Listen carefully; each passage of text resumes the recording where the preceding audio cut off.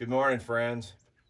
So it's kind of a nice morning here on the farm. Thought we'd shoot a little update video. Well, not really an update video. Thought I'd just talk through some of the, I don't know what to call them, farm guidelines, farm principles. Rules is a little extreme, but if you like that. Just these are all things we've talked about in little short videos. I thought I'd just run through them. So we're up there on the balcony, and behind us you can see the barn, and you can see the high tunnel, and I'm happy to say it's still standing. And you can see the hill, and the cattle are grazing at the back end of that. So we'll start with that hill. One of my guiding principles of farming is I want to keep the water in the hills. Whatever I can do to help keep that water in the hill, I want to do. That might mean some impoundment. We haven't done much of that. Good litter management. That could be a big one. Basically build that litter, that mulch, keep that water from evaporating. The mulch itself, the litter, it soaks up water and holds water, and it'll re-release it to the soil. And I guess I said evaporating, but of course keep the soil from drying out. And then with that, the other part that goes with that is we want to keep that topsoil in the hills. Our hills are the most probably prone part to erosion and tends to collect on our bottoms if we're lucky. And so we want to keep the water in the hills. We want to keep the soil in the hills. So what else? Okay, we talked about this too.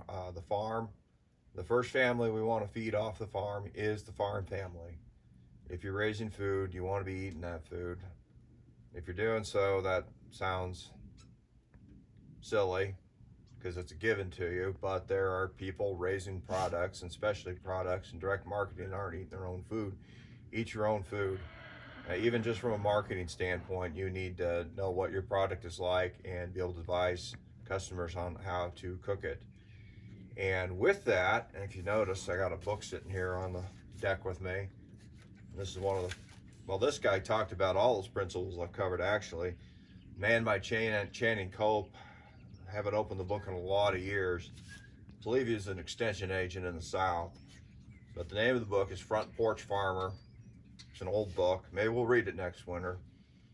But one of the things that he said in there is that the farm family should be eating off the farm, but not only eating off the farm, but should be eating the best. You should be having the beef. You should be having the steaks. You should be having the premium steaks, the best tomatoes. He talks about how too often the farmers will sell the best and, feed the family and whatever's left over. And there's times you have to do that, fine, but the rest of the time, part of the reward of being out on the land and farming should be to eat well.